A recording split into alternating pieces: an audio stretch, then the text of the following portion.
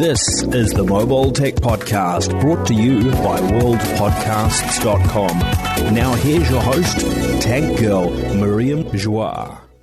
Brought to you by Mint Mobile. Stay tuned for a special offer at the end of the show.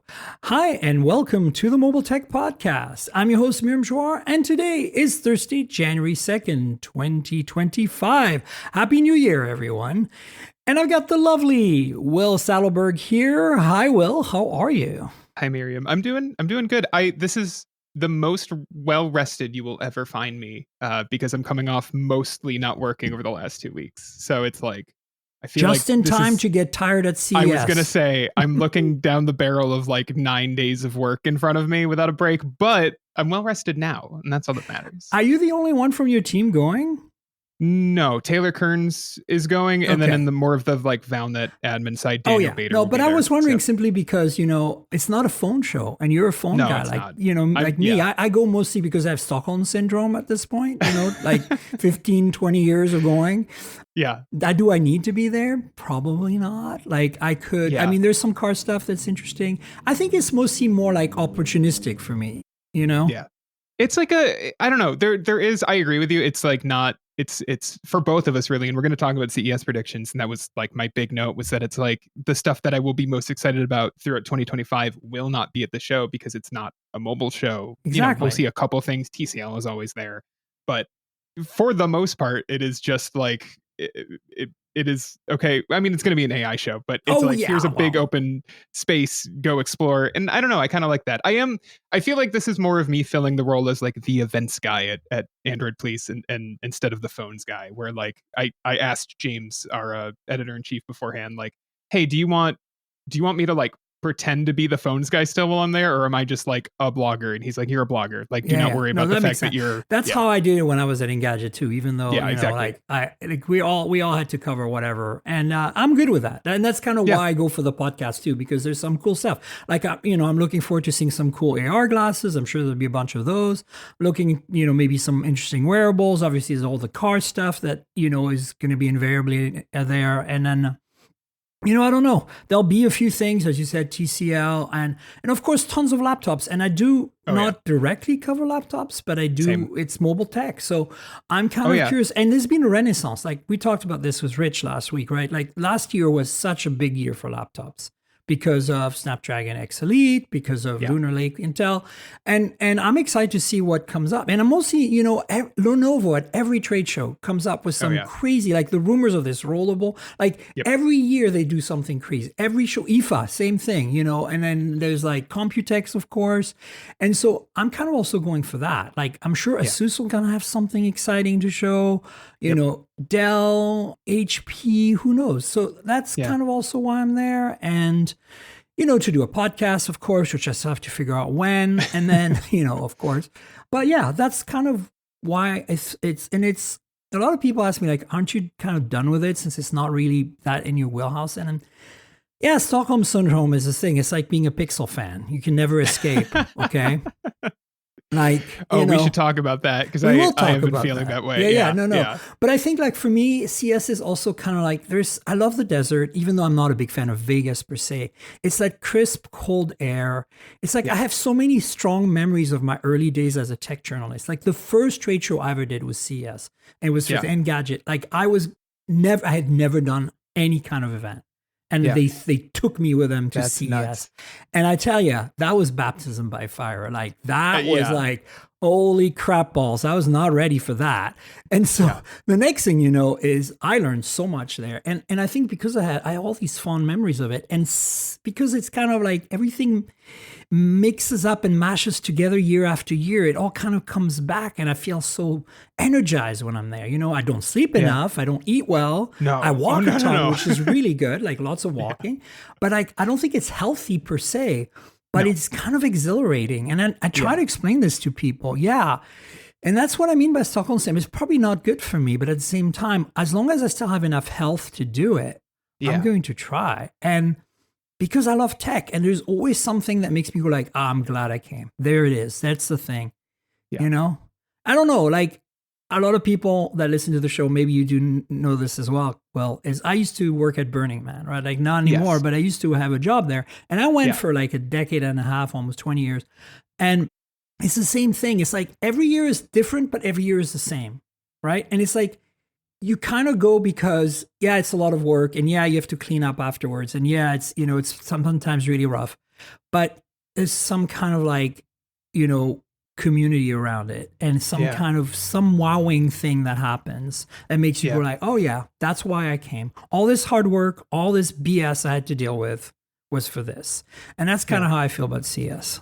Yeah, it's so this is only my second in-person CES. I have been following it since I don't know, probably 2009 or 2010 CES is probably the first time I would have like paid actual attention to it. So even in some way it feels like just momentum carrying you forward on it. But like, I mean, that's true about like, I don't know, it almost feels like a tradition of just like new year and then like, okay, let's just hit with a bunch of products. Exactly. Like let's go. Yeah. And then you see people that you haven't seen in a while. Which is the best part. It's why I'm so excited for this event, is because it's like it's just everyone goes, and like there's something so fun about, like, even more than like, Mobile World Congress is like the other big like trade show that I go to, although I'm not going this year. But the last 2 years I've went, it butted right up against my anniversary. This year it is over that's my a good reason. You don't have to make excuses. I thought that maybe it's because you have editors in Europe. That I was given the option, and I said I would rather skip this one for my anniversary. So fair. But no, it's even more than that, and probably because that one requires going to a completely crossing an ocean for most of us. It's something about CES where it's just like everybody is there, like you wake up and you're like excited to do your job, even if you only got like 3 hours of sleep, which happened to me last year, where there's just something, I don't know, it's like invigorating. It's a good way to start the year. Yeah, exactly. It feels like, it gives you that like kind of like, for me, it, like if I have a key in my back, it cranks my key up for the year. It's like, it's hard to explain. And it's because, I don't know, for me, having done it so long, having done it at the time when, blogging was much more punk rock. It's like I learned some really good skills there in those years that I kind of come resurface, and they help me be better at my job. And I think that these skills never come out in normal things. Even if I go to like a Samsung event or something, it's way more low key, even though it's very intense, because it's a big deal in terms of like, we need to get everything done in time because it's, Samsung or Apple, right? Or whatever it might be. Yeah. But it's not the same kind of intensity. And it's a different also, because it's much more scattered, right? Like you're one moment you're writing about AI, the next moment you're writing about, like smart glasses. The next moment you're playing with a laptop. Yeah. Well, and that's kind of and this is, I spent it's Thursday, January 2nd. I'm back in the office, and by the office, I mean the room in my house that I work in.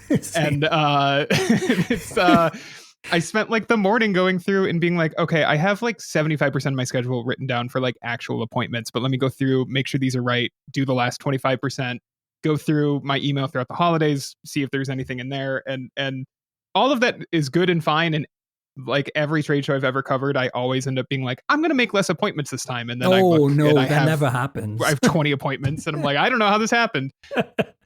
But like the best part of all of these shows is when you do find that break to be like, okay, I'm just on the show floor now. Like, let's walk around, and like, you don't know what you're going to stumble on, and you're going to walk past most of it. But like, I don't know, there's something so exciting about the like treasure hunt vibe of like, is there something here that is like secretly really cool that will blow my mind or that I can write about? And I don't know, it's an exciting thing that you only get from stuff like CES. It's not, Samsung is not going to, when you roll into a Samsung event or a Google event, you mostly know what you're going to see, and that's not true for you like mostly know what you're going to be creating content-wise out of it. Yeah. Whereas this, it might be one moment you might be doing social media stuff because it's not important enough to write a story. One moment you might be making a video because you're like, oh my God, this guy's got to go in our summary video, like YouTube. And then one moment you're writing something. It's like you just never know what you're going to do.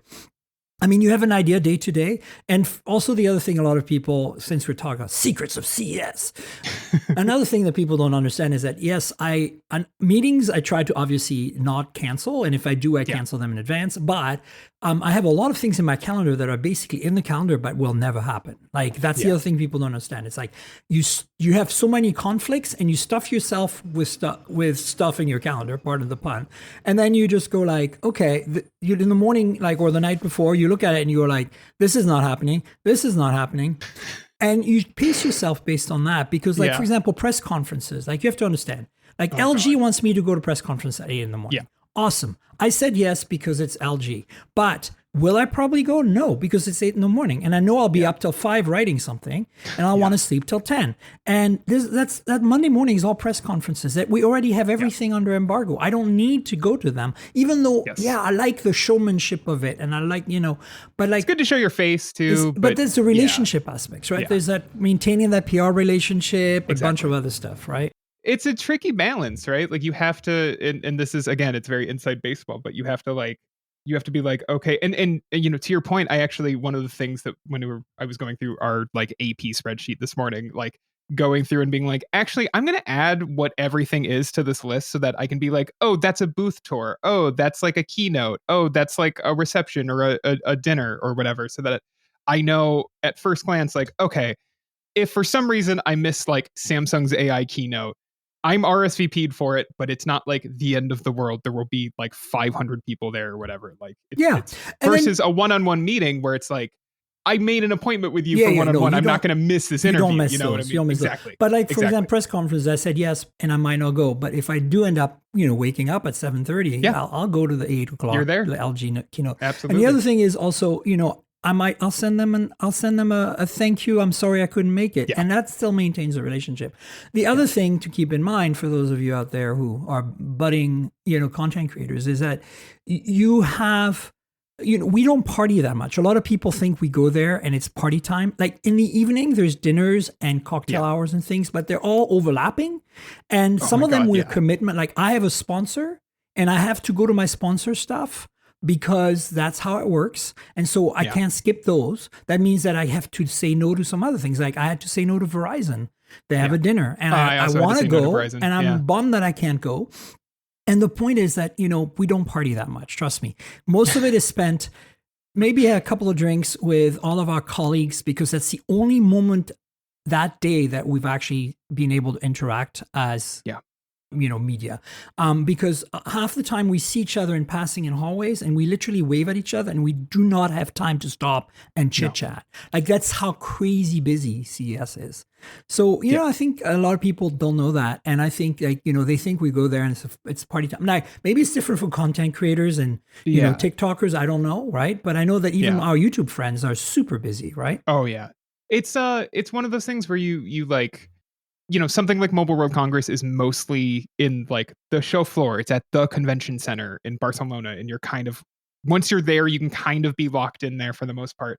That's not true with CES. It's not just the Las Vegas Convention Center. It's the entire strip. You are going to be bouncing between hotels. And also it's not a walkable city. So you have to like factor in traffic and calling an Uber or a taxi and so it is the travel time can be sometimes mess with you. Sometimes you have to arrive late at things because you got caught in traffic. You didn't know, And the other thing that happens is also, as you pointed out, it's like I spend more time generally at the Palazzo and Venetian than anywhere else at CES. I'm actually not on the show floor very much. I'm on the show floor usually for me, I always leave on the 9th or right of what the equivalent of the 9th, the Thursday. Yes. Because after that, it kind of peters off for me. It does. But the Wednesday is really my convention center day where I go mostly in the West Hall for the car stuff, to be honest with you guys. I don't really go, like, yes, I'll swing by the LG and Samsung booth because they're always spectacular, especially LG. But I don't, like, the show floor is really not where I spend time. Venetian and Palazzo has the smaller companies, which are generally more interesting, to be honest with you. And so also they're generally closer to whatever hotel I'm staying at. So, that changes because like this year we're staying in 2 hotels. Part of it is funded by the Mobile Tech Podcast, a couple of nights. Yeah. And then our sponsor takes over and then we're in a different place. So that's the other thing, And it's exciting. I'm here's the things I'm looking forward to the most. Some of those laptops, especially that Lenovo rollable that's strongly rumored now. Yeah. Because Lenovo does crazy stuff. And then, Asus is going to have something, I'm sure. I don't know what, but, Dell HP, I'm less excited about. But I think generally Asus and Lenovo are the ones that are promising some great stuff. Now, of course, if you're into TVs and AV gear, like we're going to have Hisense and Sony and LG and Samsung, and, they're there. And I don't focus on that stuff, but oh my God, appliances. Oh my God, TVs and AV equipment. It's incredible. If you're into that stuff, CES is the place to go every year. Like, it's incredible. Yeah, I think LG already showed like a bendable OLED monitor maybe or something like that. Like I heard about that. Yeah. Like a gaming monitor for like, I think it was like so. 45 inches or something of bendable OLED craziness. Stuff like that. And then, you get the gaming laptops. You're going to have MSI and all these other guys there too. Oh, yeah. And then, then there's all the car stuff, as I mentioned, like, it's a bit less cars this year. Some of the companies are not there at all, which is a bit weird this year. But BMW is going to be there always. We're going to see Volkswagen there. And I think Kia's there as well. So those are the three big ones that I know for sure. I'm going to go check out Aptera. I don't know if you know who that is. Aptera has been developing for a decade now, a 3-wheeled electric vehicle that's solar power, not solar powered, but it can charge partially through solar. So that's kind of cool because they finally have production vehicles. So I got to see this. So I got to see that because I'm looking at this now. This looks cool. Aptera. It's interesting because with them, they've been kind of vaporwary for so long. Like not really because we've seen they've been very transparent at showing us the progress, but it's it's so hard to be an EV startup, especially on a 3-wheeler EV, which is not what people will probably gravitate towards. But, and I don't think they'll succeed, but at the same time, some of the tech they're developing eventually is going to end up somewhere else if they don't succeed. And so I want to check that out.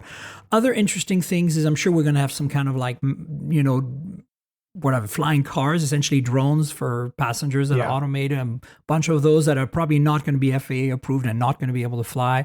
But I mean, there's always some of that. There's always John Deere, who shows like some crazy agricultural stuff. Oshkosh is there this year for the first time. They make mostly they're best known for their military trucks and vehicles, but they also do like garbage trucks and fire trucks. And so like they're going electric. So I'm actually going to check them out because I want to see, like, and imagine your entire city, all those commercial vehicles running around that are heavy and loud, like the garbage truck that just interrupted me 5 seconds ago. Yes. Imagine that being electric and all of a sudden your city's quiet and no more pollution from these diesel vehicles. It's a big deal. And so, there's going to be stuff like that in the transportation side that I'm really excited to check out. And then, of course, PepCom, Showstoppers, Unveiled is where we get to hang out a little more outside of the dinners and cocktail hours in the evenings. And we get to see some really cool stuff. Like you can't see all of it. I generally keep a list and I don't try to hit everything. I just go like, this is on my list. I want to see it. And then I stop by and check it out and do some social media mostly. Yeah. But it's a great opportunity to hang out with PR people. It's a great opportunity to see some cool, like wacky little products, best wackiness of CS kind of thing. And then sometimes you get some really, really solid stuff too. Like that's why I figure I see most of my smart glasses this year. Which is like top of my list, or maybe not top, but certainly one of the things I'm looking for is just like how those are progressing along, because I feel like we're going to finally start seeing some I'm not trying to sound like I'm dissing metas or whatever, but like some really cool stuff I think is coming in the world of smart glasses that I mean, X-Rail is going to be here. Exactly. And they're going to be definitely showing some good stuff. They just launched a new pair of glasses. I'm sure we'll see it there. Maybe they'll have a surprise for us. Another company to watch out for every year is Razer. They always have some crazy concept gaming rig, right? Sometimes like we've had laptops where the trackpad was a smartphone, like back in the days, remember? Oh yeah. Cool. So this is another thing, like never miss the Razer booth is my concepts in general. Like one of my favorite parts of like these trade shows in general is that you can find like, there's always like, I went there last year and I'm going back this year, but like Samsung Display, which is like a separate company from Samsung, always has a huge booth with like every display prototype they have that they're working on, and like it's worth just going to check those out just because they're cool. Like they're even if they don't make it to like market, they have like cool ideas and what they could put screens in, right? It's not LG just does like the bendables, same with but their Innotech group, right? exactly. They also do camera modules. I've been nerding out on camera modules there for years. Also, Sony's got a great booth. Yes. Do not miss, because you get everything from PlayStation to TVs to the Afila car that is generally at their booth and is close to production now. It's a partnership with Honda for a Sony full of Sony gear, EV, and it's supposedly coming to the US. So I think that's actually really cool. Yeah, so I think this is kind of giving you a bit of a glimpse of what we're going to see, and then of course we'll dive into the specifics next week with my, hopefully I'll have a group podcast. We'll see. I'm still trying to figure that out. So stay tuned for that. That is the problem with trying to schedule at CES. It's just like, you're not just working on your own schedule. You're working on everybody's schedule, and everybody's schedule is different. So. I mean, the way I'm going to, you're in our chat group. You'll see it. The way I'm going to spin it is it's my birthday on the 8th and I've got some empty slots. There we go. And even if we have to do it late in the evening, let's do something. That's kind of how I'm gonna pitch it. There you go. So let's see how it goes. I always have a couple of people at least who hang on, and we do something fun. Oh yeah. But yeah, look, CES is coming. Stay tuned. It's gonna be fun. Watch the socials for both of us, and Android Police. Definitely. Watch. I'm gonna try to do a YouTube summary video, because we have our vehicle sponsor this year, because we're driving from San Francisco to Vegas, is Rivian. Gotcha. And so they lent us a truck, an SUV. And so what's cool, I've driven them before. It's not new for me. But what's exciting here is that I always go to chill out in Palm Springs after the CES, because I need to relax. So it's like, it's my birthday. I can't celebrate at CES. I'm too busy. So Theo and I go to Palm Springs and we chill out there. And there's Joshua Tree right next door, and Joshua Tree now has a Rivian Outpost, which is a charging center with like a lounge and stuff. So we want to go check that out, and we want to camp in the Rivian for a night, because it has a camp mode, and you can fold the seats flat, and they have like an inflatable air mattress that fills all the gaps. And the camp mode stuff on EVs and the Rivian stuff, like that's like the stuff of my childhood dreams of like, what if your tent was just also your car? Like, so that's what we want to check out. And so we're going to try to do a video around that. And it's not going to be necessarily about CS, but more about like the gear we took with us. So I love that kind of stuff though. I feel like it doesn't do well, or it doesn't always perform right. I know one of my favorite Michael Fisher videos, I'm genuinely just referencing him, is I guess maybe a year and a half ago now. The bicycle one? The bicycle video. Yeah, I don't understand why people didn't like that video. It was one of the best. One of the best. It was so good. If you haven't watched that, go back and watch his biking video. He goes on a bike ride all the way to the end of Long Island there, and where he grew up, Montauk and stuff, and it's like quite the bike ride, A, and B, he's got all the gear, and he shows you all the gear. He drops his Galaxy S phone, Ultra, whatever, 22 at the time, I think. But it survives, and it's really kind of fascinating to watch. And so I'm trying to do something like that for the channel, but I love it. But like I have a projector. It's a battery powered projector. It's a really nice one. It's a Jaeger, and it's in a box. I got it in August, and so I'm gonna take it with us. Oh yeah. I'm gonna project on a rock at like Joshua Tree from the Rivian, because it's got power, obviously, and just stuff like that. Like it would be kind of fun to try stuff out. That's cool. Yes, it's work, but it's also chill, because before that we're a few days in Palm Springs at the pool, kind of thing. But yeah, that's some of the stuff that you can expect to come from this, and from Android Police, and from everyone else. And so stay tuned. It's going to be fun. Yeah. Let's talk about some news and stuff. And then start with, you wrote a really cool article during the holidays about the Pixel 9 Pro Fold. And I just published my review of this awesome Google Foldable. So do we both have Stockholm Syndrome around Pixels? I guess we do. A little bit, because it's funny that like there's like two things where it's like, I really like the Pixel 9 series in general, all four phones, but especially the Pro, the smaller Pro, and the Pro Fold are the two that I reviewed, and the two that I like the most. And it's so funny that like I will be using them, and I'll be like, this is like obviously a great phone, and then I'll be like, oh, but there's like these 5 things that I really wish I could change about it, like usually about the software. And then also like, oh god, this is kind of a hot take that I haven't even wrote about yet, but I'm like, starting to get a little tired of like the current day look of Pixel photos. Yes, I agree. Their processing. Yeah. Whereas like I wrote my review of both of these and I was like, yeah, they're good photos. And then I like, after I published them, I like looked at them longer and I was like, but they could be better, I guess. Like I feel this like is the Stockholm syndrome I'm talking about. Like, yeah. I will still default to my Pixel for most photos because I know I'm guaranteed a good photo. Am I guaranteed a great photo though? Exactly. Not without tweaks. You have to go in and you have to be like... And I always do that. Oftentimes I run the photo editor on that. But at the same time, you know, I'm playing with a phone right now I can't talk about. I played with the Find X8 Pro recently. Yes. For quite a while. I also have the Realme, which are all kind of related, and the GT7 Pro. And I'm like, okay, look at that. They're doing something different, but it's... Yes. Is it as consistent? No. Is it as good? Well, might be better in some ways, right? Like in some areas, I'm like, oh, I wish I had that on my Pixel. But then, you know, same with Leica and Xiaomi, right? I've got the 14 Ultra. Yeah. One of my favorite phones of last year. And I mentioned that when I did a podcast with Nick Gray 2 weeks ago, where we talked about our 5 top phones. So if you haven't listened to that, go check it out. But the point is that it's like, I can't make that my main phone, not because it's not a global phone. It is. It's just more like software is not that great for me. And then on top of that, it's like, as much as I like the Leica processing, it doesn't have that bulletproofness I get from the Pixel, right? Like it's great for experimenting. It's fun. But like, I also need that other side of the coin, which is like, I'm about to shoot some product photos and I need them to be nailed.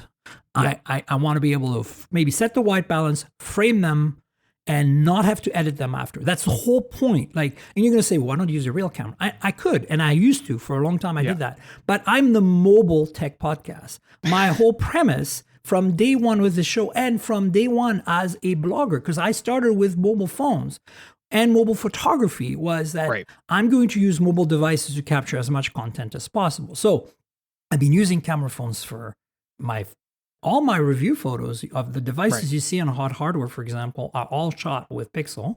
And yeah, sometimes it's not, I edit them, I have to. Sometimes it doesn't get the white balance or exposure quite right. But overall, like, it's much easier workflow to me than pulling out my Sony Alpha. And, the quality is going to be way better, but it's not way better enough for the web. That's how I feel a lot of times when I'm at stuff like CES, actually, where I'm like, look, I have a big Panasonic GH5 that I like shooting with. It does really good video. It does good enough photos. I like it. I have a very nice Sigma lens for it. It's a lot of gear, right? It's a lot of gear to carry around in a day where you're probably starting at 8 a.m. and you're probably not going to really finish until, maybe you drop your backpack off at the hotel room before you go to dinner. But like, even then you've had it for 12 hours on your back. And it's like, sometimes I can just take a photo of the thing at the booth with my phone, and that's good. That is good enough for this, because you're trying to make your way around a place like Vegas, and you don't want to lug a big heavy camera everywhere. Yeah. I use an iPhone for all my video content at CES and general trade shows. Hard to beat. I did the same thing last year. And it's also nice because it's dedicated. I've got 2 phones. I've got the iPhone on some kind of mount, like not a gimbal, but some sort of like handheld thing that's a little, magnetic. And right now I've got a shift cam thing that I use. And then I have my Pixel, usually a Pixel for my product shots. And then I have whatever other phones I happen to be reviewing at the time or playing with at the time. And so, you're going to say that sounds complicated, but it's not that bad, because you can screw up if you pull out the iPhone to take the photos. It's going to be okay. Yeah. And you can screw up if you pull out the Pixel to take video. It's still going to be somewhat okay. Yeah, but at the same time, I have lav mics that are paired to the iPhone that are pretty much on all day, so I can record on the spot and just get good audio. So I tend to be aware of which phone I'm using, and that's all I need, because the Pixel generally nails it. Like, you just maybe a little bit of photos, Google Photos editing afterwards. It's the contrast to me a lot of the times, is that it wants. Although that's gotten lesser, and I think that's part of the reason you and I are complaining, is because I look back at my photos from like the Pixel 5 and the 6, even 6 Pro, because that's what I had, and it's like, where is my contrast? It's little, but that's true across the board. Samsung's doing the same thing. Apple's the worst offender there. Apple's the worst until you go in and you really mess with photographic style, the new photographic styles on the 16s. which is not a good process at all, and I find like is not well explained in the software. I know, and the problem is it gives you more options, which yes. for most people is more likely to make them make bad photos. Exactly. Like and this is what I liked about Pixel for a long time, was that it nailed it. Nope. So you couldn't go wrong. Like point and shoot, you're good. Yeah, exactly. Right. And now we're losing some contrast. We're starting to the processing. I have to say, one of the things that's made Pixel so much better for product photography is the fact that the sensors are large. So I shoot most of my product photos at 2x. Yeah. And so I get natural bokeh now. I don't have to worry about, because I'm photographing things that are like this like a foot away from me, a foot or two away from me. And then I get the natural bokeh, and I don't have to worry about messing with like after the fact editing for background blur or even portrait mode, which is a bad idea on devices. But overall, I have to say still Pixel for me for stuff. Yeah.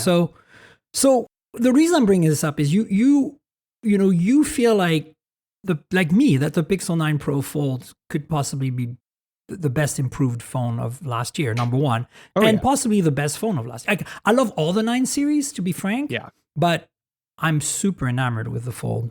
Yeah, it's funny. I basically wrote about that, like, they came in and I really did not like the first gen Pixel Fold, and so for me to be fully won over and have used the Pixel 9 Pro Fold like as a daily driver since my review process, not like exclusively, but like I didn't really touch the Pixel Fold after my review. I did a little bit, like at any time there was a big update or whatever, I would pull it out, but like I don't think I ever put my SIM card back in it. Once that review was done, I was like, I don't like this phone very much. I'm putting it in a bin, and I'll think about it when I need to think about it. And they just fixed a lot of the stuff that I didn't like about the first one. Look, let's face it. Like the first Pixel Fold, I liked it because it was a Pixel and the cameras were okay. Cameras were okay, but unique shape, and I liked the form factor was cool.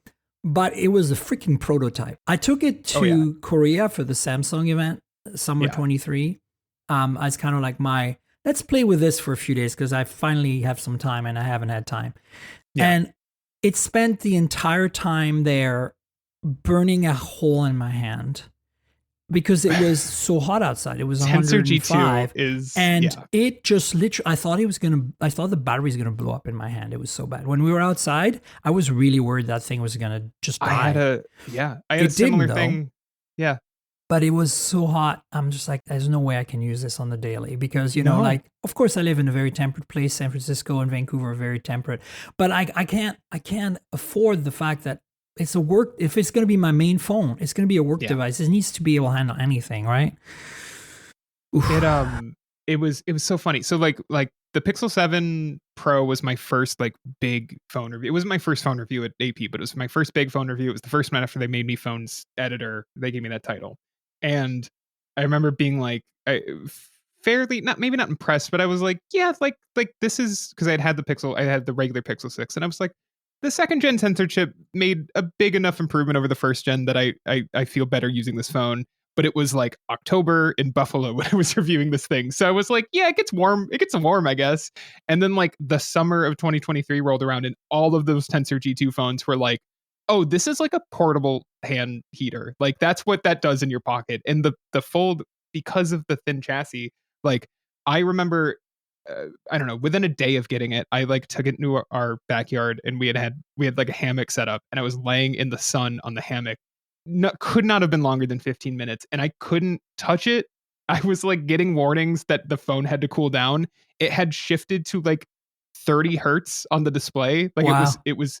And it took over an hour to get back to normal inside. Like I just left it on a counter, and every like 10 minutes I'd be like, are you back to normal? And it wasn't for an hour. I was like, this is kind of a disaster. I get that I had it in like, it was a hot, like late June day, I think. Like I get it, but man, like that thing just did not. That was my experience. The 9 Pro Fold gets warm, right? It's still a really thin chassis, but it gets like usably warm. It gets like, oh yeah, my phone is warm. You don't feel like it's going to blow up in your hand, and you don't get any heat warnings. And like with the original, I in Korea, when I'd come back at my hotel, I'd set the AC like to 70, like really cold for me. That's really cold. And I was like, okay, I would like leave it open on the I would find like a ceramic counter or some stone surface, and I'd put it like, face up on that surface to cool down. Because I'm like, I don't want thermal shock, but at the same time, that thing needs to cool the frick down. And thank God we didn't spend too much time outside except for that one day. But just going to the corner store, it would just overheat. Like, it was ridiculous. And so I was like, that was when I was like, this feels like a proto. Let's just wait.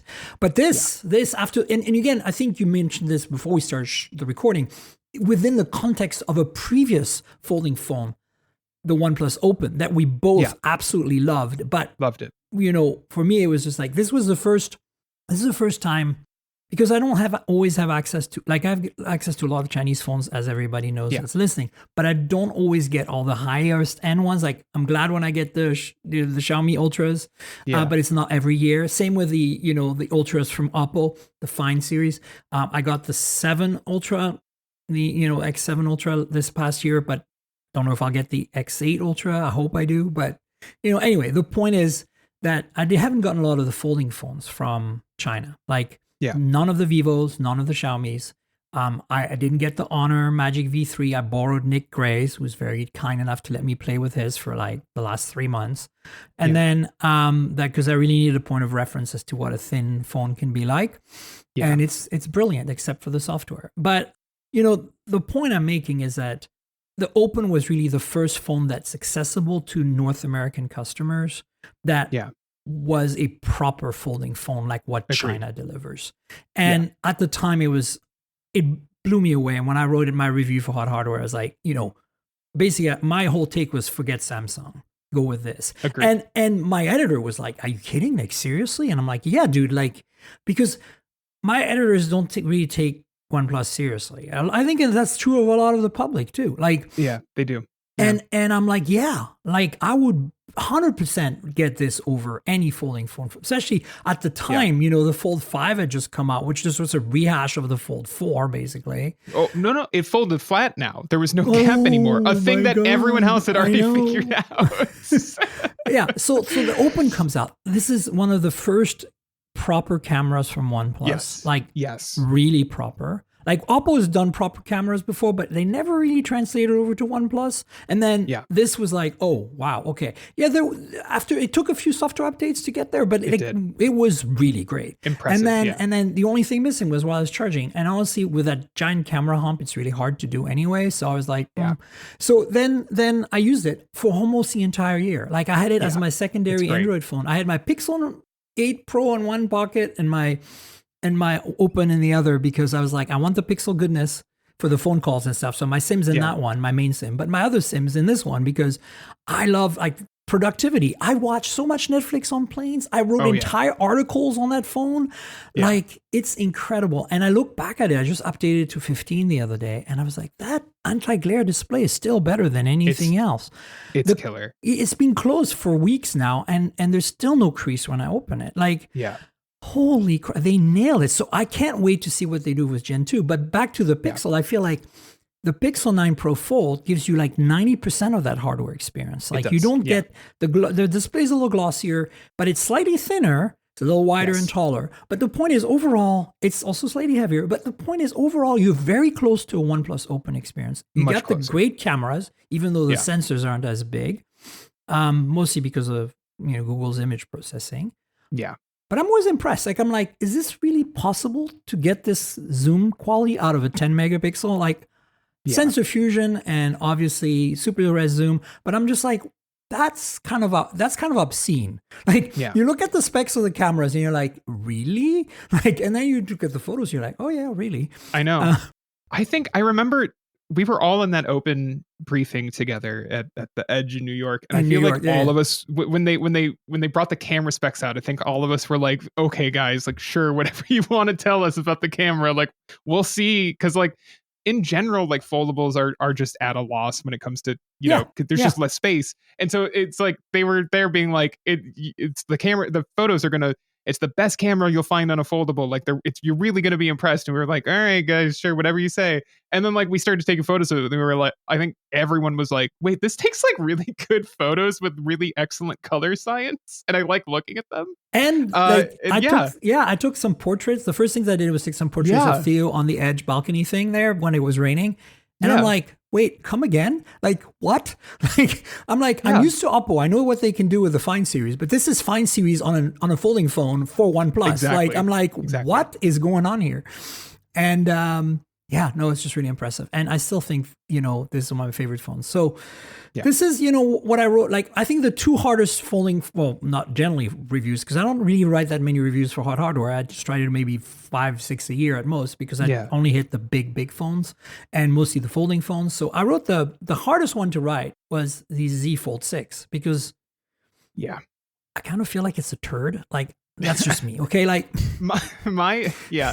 I would say if someone came to me right now and they were like, today, right? So I'm not talking about a few months from now if we get a OnePlus Open 2 in March or something. Right. Just today. They came to me today and they were like, I want to buy a folding phone. Money's no object. What do I buy? I'd be like, well, you'll probably are like, most people will probably be best served by the Pixel 9 Pro Fold, just because like I think the software is like made for normal people and not so much like if you're a tech enthusiast, you might appreciate OnePlus and like Oxygen OS a little bit more, but like if you're just a normal person, I really think you'll like enjoy the Pixel software experience, and that hardware is as good as OnePlus's.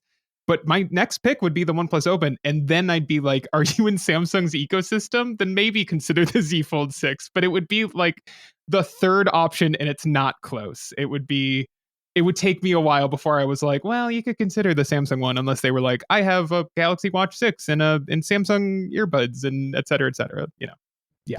I feel like we should have gotten the special edition as the folding phone. I do not understand the strategy at all. I think they're like Apple. They're just sitting on their laurels, because I bought an iPhone 16 Pro to replace my 15 Pro Max. I don't generally buy an iPhone every year. It's just more I wanted to try this camera control, and then I like the smaller form because Theo often shoots with me doing stuff with the iPhone, and it's easier, lighter to carry a smaller phone. And battery is a little less, capacities, about the same anyway. So I bought the 16 Pro, but I'm just like, I feel cheated. I'm like, what's better about this than my 15 Pro Max from last year, other than the processor? First iPhone built for Apple Intelligence, as all of their ads will tell you. We care about that. Notice we didn't talk much about AI for the context of CES, because obviously a lot of that, but we don't care. We don't care. I'm still waiting. Listen, but let me know when the killer app is there and all. I know, right? I have not found. I told. Oh, who did I tell? I told Nick at Android Central this when we were at. Well, I'm not going to say what briefing we're at recently, but we were all at a briefing last month, and I was talking to Nick at Android Central, and I was like, yeah, the thing that I have found the most, that I've gotten the most use of out of like either Gemini or ChatGPT in general, is that if I'm trying to think of a word when I'm writing, instead of Googling it, trying to think of the word I'm looking for, I just give ChatGPT the sentence, and I'm like, here's the word, here's the blank that I'm trying to fill. I'm trying to think of a word that means blank. What is it? And like 9 times out of 10, it'll think of the word. Yeah, absolutely. The 10th time, it'll take a second attempt and it'll come up with the word. That is, to me, AI's killer app, which is not marketable it for summaries. at all. I like it for like summaries of stuff that I know if it screws up. Right? Yeah. I also like it for SEO headlines. It actually works relatively well for that. It's all like, you can use it really well for like very little things, but like the second someone tries to tell you that it's going to change your life, it like, a lot of it reminds me of like the conversations that were being had when 5G was rolling out, and like Verizon and AT&T, every carrier would be like, you don't even know how this is going to change your world. Like, you can't even think of, right. It's like, we don't even know what people are going to create with this tech. And I was like, you don't know what people are going to create with your tech? And they're like, no. And the answer was, nothing. They're going to create nothing with 5G. It'll just be faster data speeds for the most part. Like, that's it. And that's kind of how I feel about AI, where they're like, we don't even know what this tech can do. And I'm like, it seems like it can do like some very small tasks faster than me using Google for it. And don't forget, pulling us faster into global warming with all the energy it uses. Well, and that too. That's a problem too. Man. Anyway, all this talk about the Pixel because you wrote that article. I wrote my review, so check it out. We'll put links in the show notes for all that good stuff. But I want to talk about a strong rumor that came out today. We got from various certifications in various parts of the world some really solid data on the OnePlus Open 2, aka the Oppo Find N5. They're going to skip the number 4 like they did with the X series back in the day. So what's your take looking at this? I think this is going to be a winner. Oh, yeah. I mean, this might be the first 8 Elite folding phone, actually. If it comes out, like say MWC, you know? Yeah. So obviously, like the Find N5, if it follows the pattern of the Find N3, this will basically be the Open 2 with a different brand on the back. And so I probably won't use it until it becomes the Open 2, just because of course, I didn't. Yeah, right. But you know, if we're going to think of it that way, that this is essentially like right around the corner, I'm really excited because like when I say that I would recommend the Pixel 9 Pro Fold and then the OnePlus Open to people, like it's mostly just because of the age of the Open and the fact that it's a little thicker. It's not heavier, but it's a little thicker. It feels a little more dated, right? The second that there is like a second gen OnePlus Open, like I just like it will flip again. It'll be like, no, this is like my most anticipated phone of the year. Like I'm so excited to see the improvements made. You know, if they can make it lighter, killer. If it's just a little bit thinner, that's fine too. If the camera's better, that's great. Like I'm just excited to like use a new OnePlus Open. You know, like they don't even need to do that much to it to make me be like, great. The other thing is, I mean, the cameras I expect will follow what we're seeing on, you know, the 13, the Chinese version specs, which are identical to the Find X8 Pro minus that extra 6x telephoto, basically. Right. So if they follow that, I think we're in good hands. 8 Elite, of course. But what I'm wanting to see is if they got wireless charging this time and make it usable, because on the Pixel 9 Pro Fold, that's my biggest gripe right now. The coil is misaligned. I mean, it's not in the right spot. So you can't use any of the vertical or few of the vertical charging stands, which is a pain in the ass. And so you know what I did to solve this problem, Will? I'll show you. This is what I did. I put a magnetic MagSafe ring on my phone, and I'm using MagSafe chargers to wirelessly charge it because it's the only way it'll wireless charge. I can't get it to charge on my Pixel stand. I have the old one. I can't get it to charge on any of my OnePlus charger. Anything, it doesn't work. And so even the flat ones work, but you kind of really have to carefully center it on there. Like, why do you have wireless charging if it doesn't work?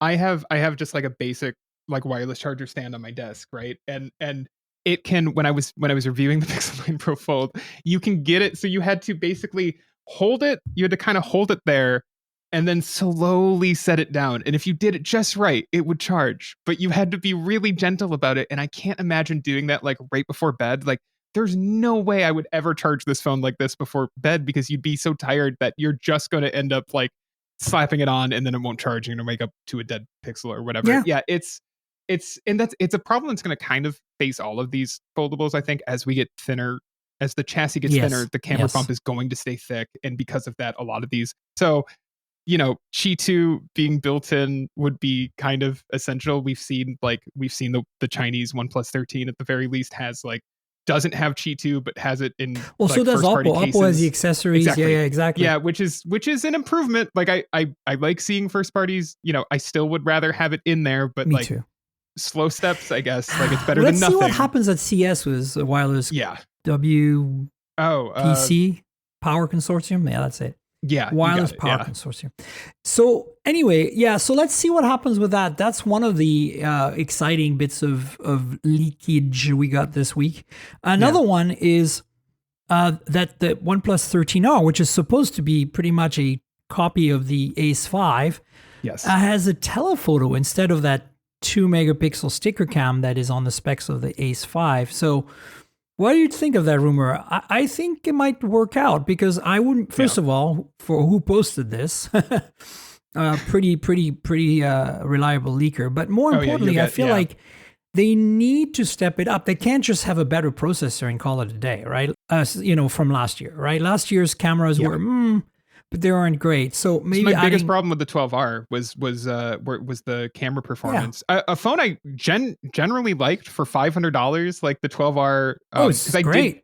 Because of when Samsung happened, it was like those companies were so overlapped last year that I didn't review the OnePlus 12. I did the 12R, and yeah, it was a great phone except for the camera. But like for $500, it felt like a flagship in pretty much every other way, and like could last like 2 days easily on a charge, and could handle anything you would throw at it with the 8 Gen 2, which is still a good processor. It's why I would still recommend the OnePlus Open today. Yep. Yeah. And so yeah, if this has a better camera on it and is still reasonably priced, it will probably be another like mid-range winner. Like OnePlus is kind of killing it right now. They are, right? I mean, yeah. I'm. It was a bit disappointing we didn't get that Open, and the only other phone they launched last year was the Nord 4, and then the Nord CEs as well. But then we didn't get an N series Nord for North America. It was very strange. But we got watches. We got the Pad 2, which I think is pretty awesome too. Yeah. The watches are great. I'm actually wearing the OnePlus Watch 2R for those of you watching on Patreon right now. The reason for that is because I was like, I haven't used it in a while. I've used the 2, but not the 2R. So let's just strap it on, and then I'll change watches for CES, go back to the Pixel Watch or something. But the thing is, we'll see what happens. I have a feeling that this OnePlus 13R for the first time will not be exactly the same as the Ace, which is interesting because in the past it's always been the case. The 11R we never got, but India and the rest of the world got, was essentially the Ace 2. Then the Ace 3 last year was the 12R, like exactly identical. So it'll be interesting to see and that's what I love about, Xiaomi in general, but also BBK Group in this case, that the part spinning ability. Like we're like, let's just grab this camera module instead and just put it in there. And then, it's just like, it's like Lego. And in a way that's makes for a proliferation on Xiaomi side of identical phones, Poco and Redmi. But at the same time, it makes it possible. So you said like, this market really is bitching about the 2 megapixel sticker cam. Yeah. Let's change that. And I like that because we all hate 2 megapixel sticker cams because they're useless. They're nothing. Yeah. They're nothing. It is just there to look like an additional. The GSM Arena article that you sent me last night, like even calls it a decorative 2 megapixel macro sensor. Like it's not there for anything. I coined the word sticker cam for that reason. Yeah, because it might as well be a sticker. It's completely I love useless. That. Yeah. And then we have rumors, speaking of watches, of Watch 3 and Watch 3 Pro. So not 3R, but 3 Pro. So maybe they're going higher end. Maybe they're going to, pursue the Ultra watches from Apple and Samsung. Be interesting. But there's basically a rumor here of a bunch of new watches from OnePlus, which eventually will become Oppo watches as well. These are actually leaks, not rumors. So because basically they were able to take apart the app, the O Health app that OnePlus uses for its smartwatches, and find references to these new watches. So this is pretty much confirmed at this point. We just don't know what they look like. We don't know, but we know some of the specs. For example, ECG readings and atrial fibrillation are two of the new features alongside wrist temperature tracking. So I feel like OnePlus nailed it with these 2 watches last year, finally. Yeah. And if they want to increment every year on that, I'm happy with it. Yeah. And as long as it doesn't look exactly like an Apple Watch Pro, I'll be. Well, yeah. Samsung. Hello, Samsung. I've got the Ultra, and man, every time I wear that thing, people are like, hey, Ultra. Yeah, your Apple Watch looks different. I'm like, it's not an Apple Watch. It's not. Nope. But it kind of is. It's a squircle, but not a. It's a different kind of squircle. Oh boy. So stay tuned for that. Like we're just basically rapid firing through some news right now. But speaking of Poco and Redmi, we've been talking about this for 2 or 3 weeks in a row. The Poco X7 series. We've already established that the X7 base model is pretty much a direct replica of the Redmi Note 14 series with the same specs, just repackaged as a Poco. This is not unusual. But the X7 Pro has been the wild card, the one we don't know anything about. We've only found out last week in a leak that it had a Dimensity 8400 because MediaTek launched the Dimensity 8400. So, of course, Xiaomi had to rah-rah about that because they want to be first, which is totally fair. I love myself some Xiaomi, so I'm not complaining here. I'm just saying that we got a little more today, though. This week we got pricing, and then this is a teaser from the company. We got pricing, we got confirmation of the Dimensity, we got the battery size on the Pro, which will be 6550. How do you feel about this proliferation of batteries? I'm totally into it. Do it. it's so odd. It felt like we've been at like 5,000 milliamps is the cap for like, it feels like almost a decade now. And then all of a sudden everyone's like, oh, here's like a 6,000 milliamp hour battery. Here's 6,500. I know. Go nuts. Like I mean, last this is 3 days. gaming phone stuff a year ago, basically. Yeah, it's great. and without really increasing the size or the weight of most of these phones, like it's, even looking through this article, it's the global model, I guess, is capped at 6,000. That's still great. That's still like an insane amount of battery life. Like, I'm happy to see it. And 90-watt charging. Like, yeah, killer. So this should be cool. I'm not gonna lie, it's no surprise. You guys know I've had the X7 in my possession, and I've got the X7 Pro as well. But I need to take them out of the box and hopefully take them to CES with me. I can't talk about them, but I've peeked and they're pretty. That's all I can say. So yeah, stay tuned. I've been a big fan of Poco forever, and generally Xiaomi. I think that the Redmi Note series. I have the 14 Pro Plus here, which is. It came out in November, I think, globally. That one is always one of my favorites, the Note Series Pro, like the numbered series, because you get like 80% of a flagship experience for like half the price. It's that good. Crazy. They come out like they have OIS on the cameras. They have 200 megapixel, 108 megapixel sensors. They have the same color science and the high end stuff that you see on their flagships. They have really high-end OLED displays on them, big batteries. You don't get wireless charging, but you might get a plastic chassis, but you're still getting Xiaomi's essence and a very great experience in the Xiaomi experience, at least, if you like HyperOS. I'm not the biggest fan, but I don't hate it. So, I'm just bringing that up because Poco is basically going to deliver the same thing here. And Poco flew me out to Dubai last summer for the Poco, I want to say the F-Series launch. And that was really cool because they also launched a Poco Pad, which I reviewed for Geekspin. And that Poco Pad gives the base iPad a run for its money if you can live with Android on a tablet. So, Poco's doing some cool stuff, even though they're sometimes very close to Redmi, a little too close for my liking. Yeah. I mean, some of that stuff you can, like the lack of wireless charging, you can. It's fine. When it's at this price, it's like forgivable, easily forgivable for everything else you're getting. Yeah. 100%. Okay. Couple of Apple Samsung rumors here. Samsung Galaxy S25 Ultra is obviously coming soon. And now we seem to be having some specs leaked on the cameras. And they seem to be identical to the S24 Ultra. But there's a big but. And Will, you know about this because we've seen this with Oppo already and Realme. And it looks like from the specs and the photos of the Chinese OnePlus 13 that we're seeing that there too, where they've gone to a tri-prism telephoto. Yeah. So this looks to me like, do you remember a few weeks back or maybe a month or two ago, Samsung had announced a new kind of like module, right? That was called ALOP. Yes. All lenses on prism, basically their version of tetraprism or triprism. And so maybe the camera specs are the same, at least in terms of f-stop and in sensor sizes and sensors even, but maybe we're going to get a more compact design, and that means more space for battery or an S Pen, and that means a better, improvement in some way. So I'm actually, take this with a grain of salt. Like, I think that yes, we're going to see the same camera. Why would they change the camera mode? There's no reason. But if they can create, a bit more space by removing a periscope and, well, it's still a periscope, but a tri or quad prism periscope instead, and it shrinks down the internal footprint. That makes sense, right? Yeah, it like significant, like the GSM Arena image or the article that you shared has an image from Samsung from their ALOP announcement that like it's like a third of the size basically. Yeah, and that's basically, we're seeing about half the size on the tri-prism from BBK Group. So, it makes a difference when you're trying to make a thinner phone, when you're trying to make a sexier phone, when you're trying to increase battery size, you want to try to minimize the size of the rest of the components. And periscopes take up a lot of space, relatively speaking.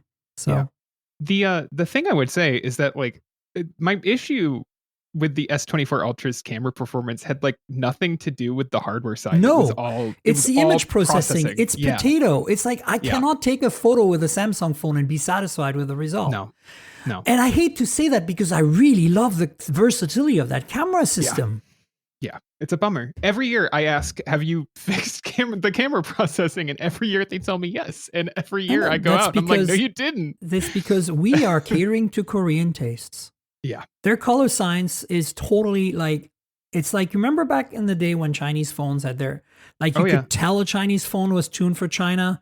Oh yeah. And I think it's the same with Korea, and it's totally okay. Like I get it, but like you need to customize for different markets. And I think that in a way, the Chinese companies got around like that in a way by adopting these Zeiss, Leica, Hasselblad partnerships, because they're going to say, well, you know, it might not be exactly what you want, but this is like better because this is Leica's color science. You know? And it feels like a choice was made, right? It feels like, okay, you've made, even if I don't like... It's relatable to more people, and it means more global market love, right? Exactly. Yeah. And we were just talking about it, but like the 13R being like, okay, well, like, you know, the 13R versus the Ace 5, we're going to swap out the sticker cam for a real camera. Like Samsung should be thinking about how its cameras have to, especially like in the US, like they are going neck and neck against Apple, and it's, you know, you take that camera out and you try to shoot anything that's moving and you're going to get a bad image, and it's a problem to the point where like it's become difficult to recommend their phones unless you are a diehard Samsung fan, because I want you, the listener or the viewer, to take good photos. And I took a lot of bad photos of the S24 Ultra last year during my review period, and that's like I still use my S24 Ultra for a lot of the car photos I take because of the versatility of the camera system. But frankly, I kind of want to switch to an Oppo or like, you know, especially the Find X8 Pro or the Find X7 Ultra, because it's giving me the same periscope, telephoto, or zoom performance, but with a much better color science. And you know, actually, I shot some of my photos with the Xiaomi 14 Ultra because it has a camera kit and I was able to put a polarizing filter on it. Yeah. Because it accepts standard filters.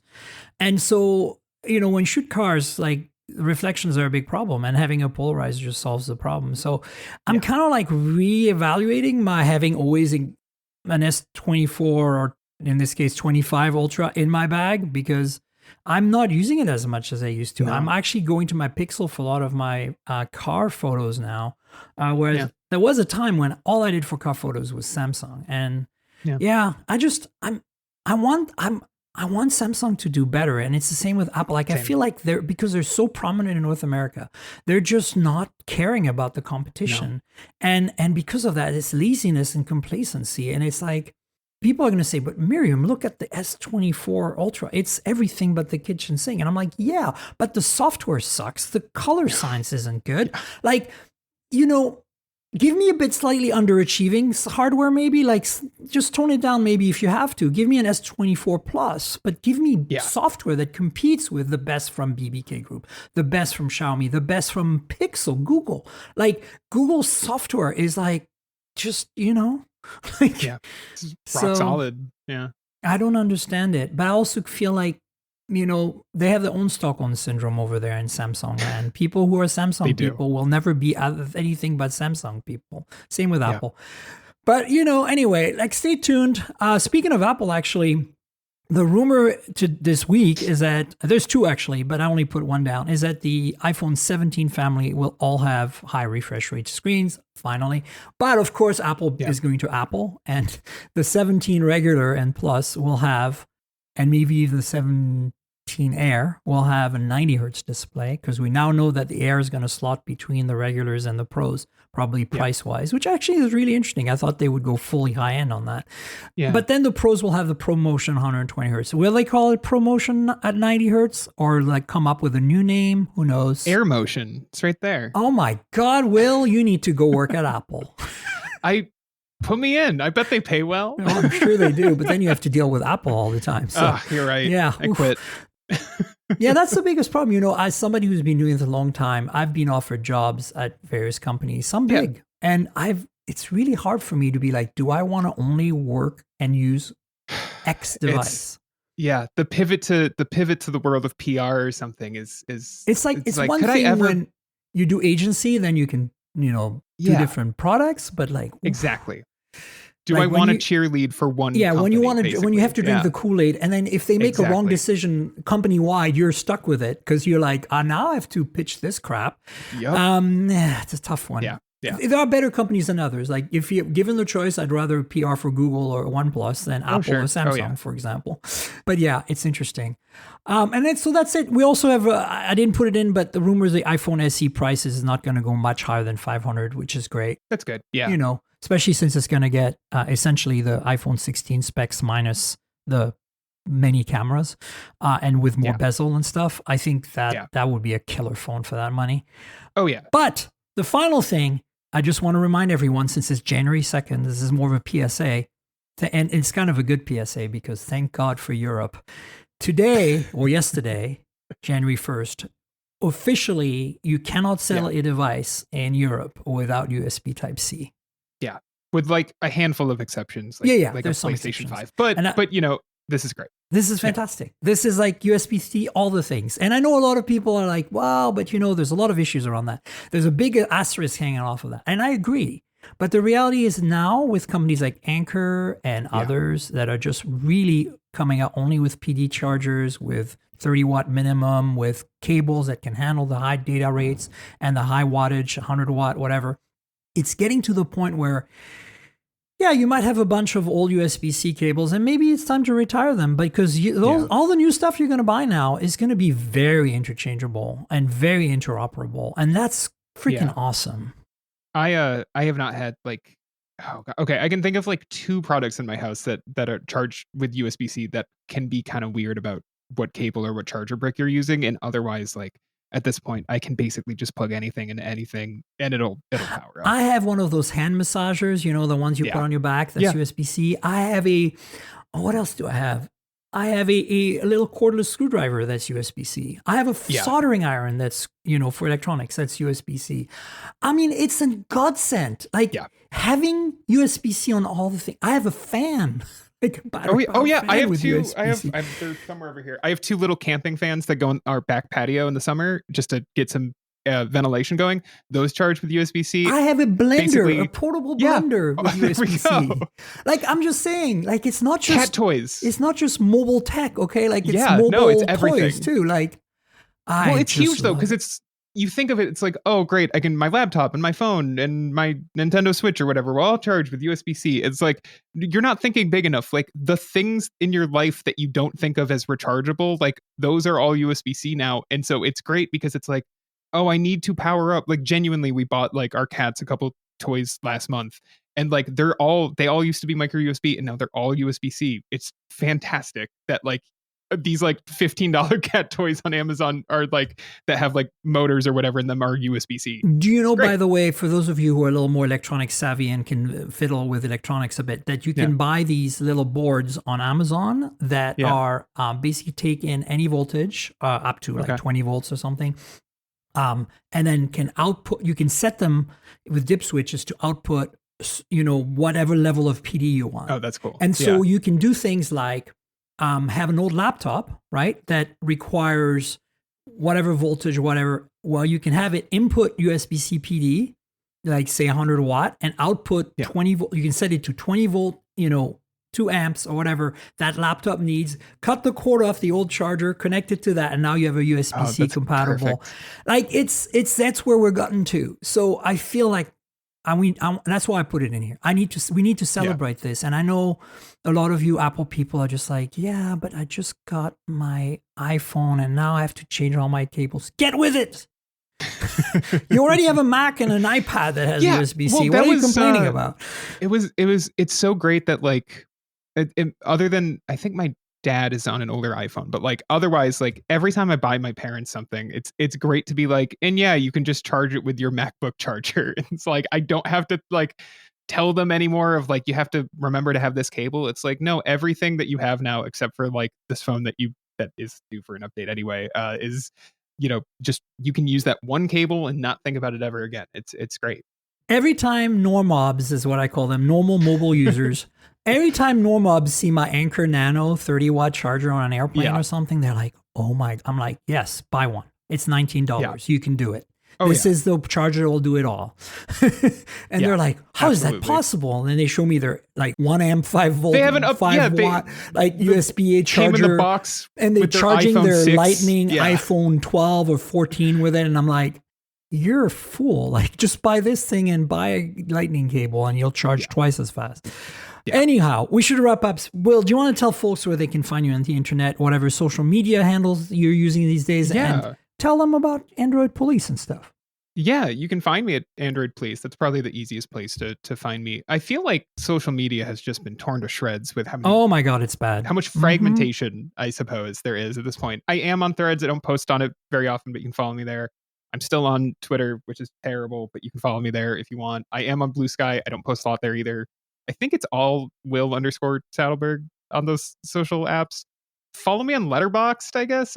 I watch movies sometimes. Cool. That's a much more fun social network than any of the other three. Right on. Movies.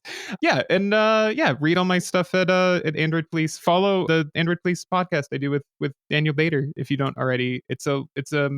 We go off topic a lot more than I think some people like, but some people love that about it. So you might enjoy that we end up on strange tangents about the movie Heat and stuff like that. So it's a fun show, and we'll have Daniel and I are going to do an in-person podcast at CES, so that'll be a lot of fun. Oh, cool! I'm looking forward to seeing that. That's going to be great. Yeah, the energy we did one at Made by Google for the Pixel 9, and like the energy when we're in the room together is a lot of fun. So definitely check out the next episode, which I guess will be in a week as you're listening to this. 100%. Yeah. I've had Dan on the show a few times too. It's really great to see you guys podcast at Android Police. I dig it.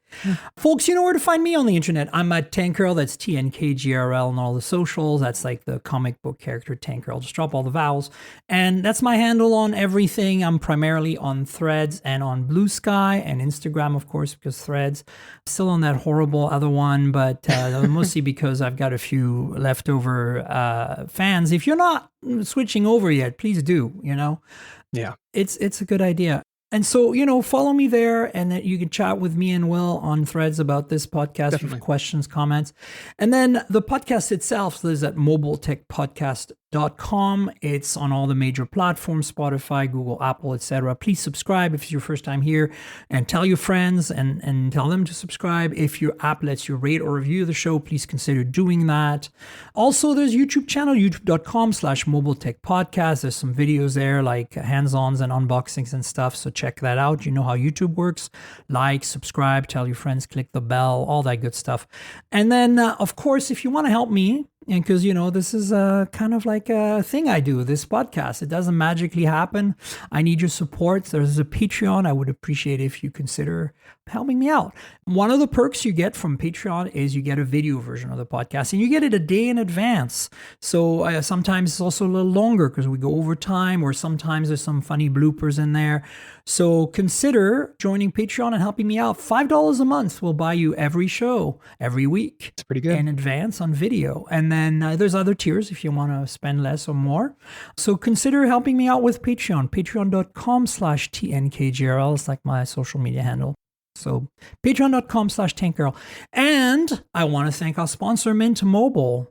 You know I review a lot of phones, so I'm constantly juggling multiple devices.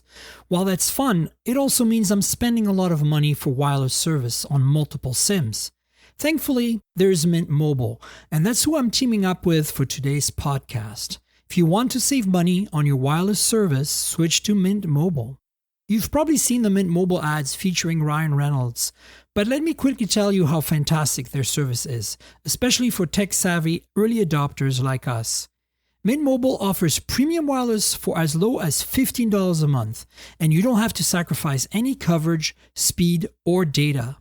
They're built on the nation's largest 5G network. They keep costs low because they sell direct to you online. They cut out the retail stores and salespeople. Why should you pay more than you have to for access to the same network? In my experience testing phones, Mint Mobile delivers the same data speeds and call quality as the big three for a fraction of the cost. Switching to Mint is super easy. Thanks to their eSIMs, you can sign up and activate immediately right on your phone from the comfort of your home. No more standing around waiting in line at a big wireless store. You can keep your current devices and phone number and easily switch services. And if your phone isn't eSIM compatible, Mint will ship you a new SIM card free of charge. The whole process only takes 15 minutes, and if you get stuck, Mint has a great customer service team to get you through it. All Mint Mobile plans include unlimited nationwide talk and text, plus lightning-fast 5G and free mobile hotspot. Mint will show you how much data you use each month and recommend plans that save you money. Mint also offers a modern family plan that lets you set up a super affordable family plan with as little as 2 lines. Use my link, mintmobile.com/mobiletech, to get premium wireless starting at $15 a month. Stop paying more than you need on your wireless bill and start saving big with Mint Mobile. And Will, thanks so much for joining me bright and early. Well, not really, but on January 2nd, bright and early in the year. Absolutely. A good way to get my head back into the mobile space before we go to a show where there will be very mobile stuff. But you know what? It's fine. It's still a good headspace to be in. Absolutely.